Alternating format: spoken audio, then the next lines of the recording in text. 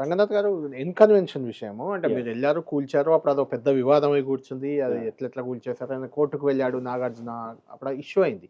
ఈ మధ్య ఎక్కడో విన్నాను. ఆయననే తొలగించుకున్నారు అని సీఎం గారే ఆ మాట అన్నారు. అవునండి. అంటే ఆయనదే అంటే తొలగించారంటే ఆయన సరెండర్ చేశారు ఇప్పుడు. ఆయన 2 ఎకర్స్ అండ్ ఆడ్ ఏదైతే గనుక ఎఫ్‌టీఎల్‌లో వస్తుందో అదంతా హ్మ్. కూడా ఆయన ఇక మొత్తం ఫైట్ ఆయన చేయకూడదని డిసైడ్ ఇచ్చారు అయిపోయారు. ఆయన. He has come out with ఆయన ఏదైతే ఎఫ్‌టీఎల్‌లో ఉందో దాన్ని వెంటనే లెటర్ ఇచ్చారు. హ్మ్. ఇచ్చేసి దానికి లీగల్‌గా అతను ప్రాసెస్‌ని అంటే రేపు అతనికి ఏమైనా కంపెన్సేషన్ క్లెయిమ్ చేయాల్సొస్తే he will claim that whatever చేసుకుంటాడు. టీడీఆర్స్ కింద నేను చేసుకునేది ఉంటుంది. హ్మ్.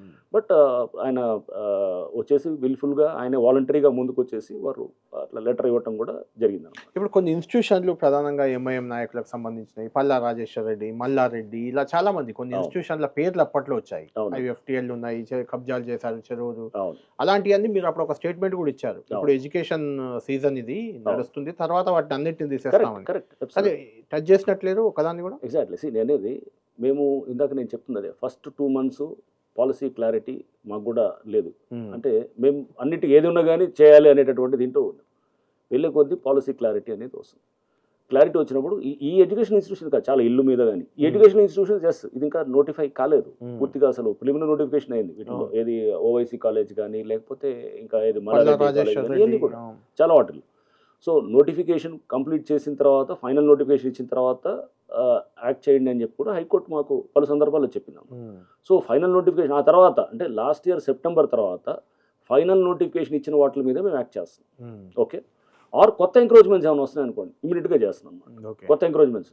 పాతది ఏమన్నా ఉంటే గనక ప్రగతి రిసార్ట్స్ అని తీసాం మేము. ఎక్కడ మన ఆల్‌మోస్ట్ షామీర్పేట దగ్గర. హ్మ్. అది ఓకే. ఫైనల్ నోటిఫికేషన్ ఇచ్చిన తర్వాతే దాని మీద యాక్ట్ చేయటం జరిగింది. హ్మ్. హ్మ్. అంటే ఇది ఫిబ్రవరిలో చేసామని. అదే. సో, అది ఫైనల్ నోటిఫికేషన్ అయింది కాబట్టి. హ్మ్. అంటే ఫైనల్ నోటిఫికేషన్ లేకుండా మనం దాని మీద అంటే యాక్ట్ చేయడానికి హైకోర్ట్ నుంచి కూడా మాకు ఆ డైరెక్షన్స్ అది ఉంది.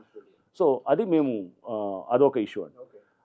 రెండోది డెఫినిట్‌గా అంటే మేము ఇప్పుడు కొత్తగా వచ్చే వాటి మీద ఎక్కడ ఫోకస్ చేస్తున్నామంటే ల్యాండ్‌కి డిమాండ్ ఉన్నటువంటి ప్లేసెస్ అవును. Especially Serilingampally zone. హ్మ్. అంటే మనకి మాదాపూర్, గచ్చిబౌలి, తెల్లాపూర్, నల్లగండ్ల ఇయన్నీ ఏది కోకాపేట్, నార్సింగి ఈ బెల్ట్ ఇదంతా షేక్‌పేట షేక్‌పేట్ ఏరియా. ఇదంతా అన్నమాట. ఈ హ్మ్. బెల్ట్ అంతా హ్మ్. ల్యాండ్‌కి విపరీతమైన డిమాండ్ ఉంది. కరెక్ట్.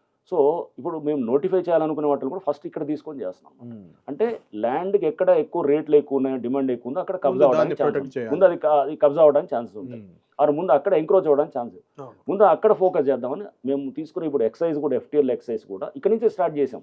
ఇది కుకట్పల్లి జోన్. హ్మ్. ఈ రెండిట్లో ల్యాండ్ వాల్యూస్ చాలా ఎక్కువుంటాయి. సో, ఈ జోన్స్‌ని ఫస్ట్ ప్రయారిటీ కింద తీసుకున్నాం. ఎందుకంటే ల్యాండ్ రేట్స్ అబ్నార్మల్‌గా ఉన్నాయి ఇక్కడ. మొన్న కూడా మనం చూసాం. అవును.